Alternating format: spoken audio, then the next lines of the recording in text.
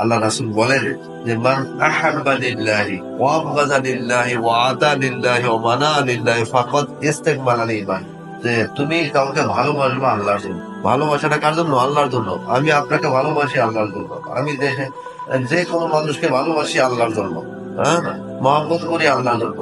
এই বিষয়টা যদি থাকে, আমার ভাইকে মহব্বত করি আল্লাহর জন্য, আমার দাদা দাদিকে মহব্বত করি আল্লাহর জন্য, আমার আত্মীয় স্বজনকে মহব্বত করি আল্লাহর জন্য, পাড়ার প্রতিবেশীকে মহব্বত করি আল্লাহর জন্য, ওলামায়ে কেরামদেরকে মহব্বত করি আল্লাহর জন্য, পীর মাশাইখদেরকে মহব্বত করি আল্লাহর জন্য, বিভিন্ন সুরতে যাদের সাথে মহব্বত আল্লাহর জন্য, আল্লাহর জন্য করতে পারলাম কিনা, এমন যাতে না থাকে যে এর সাথে মহব্বত আমার আল্লাহর জন্য না, তাহলে এইটাই ক্ষতির কারণ হবে।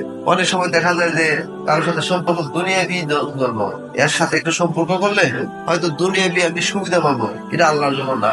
এই জন্য আমাকে আল্লাহর জন্য করতে হবে। কাজ কিন্তু একই, 5 জনে করতেছে, সকলেই করতেছে।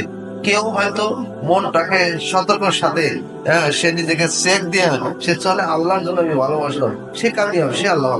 আর একই ব্যক্তি আরেক ব্যক্তি হয়তো আল্লাহর জন্য হলো না, মানুষকে দেখানোর জন্য বললো, আরে আমি অমুক নেতার সাথে সম্পর্ক রাখি যাতে দুনিয়াতে আমি সুন্দর করে চলতে পারি, অমুকের সাথে সম্পর্ক রাখি হয়তো আমার দুনিয়াতে কিছু উপকার হবে, এই মাকসাদে সে সম্পর্ক করলো, তাহলে এটা কিন্তু আল্লাহর জন্য না।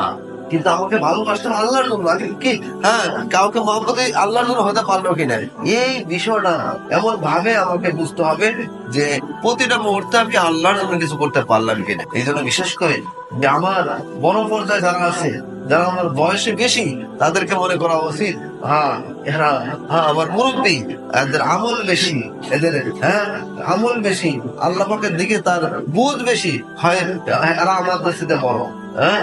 আর যারা আমাদের বয়সে ছোট, তাদেরকে মনে করে খেয়াল করতে হবে যে না, যদিও বয়স তাদের ছোট, তাদের গুনাহ কম, কিন্তু আমি বয়স বেশি হলে আমার গুনাহ বেশি, এই জন্য তারা আমার ছেলে বড়। আল্লাহ আমাদের তৌফিক দান করেন।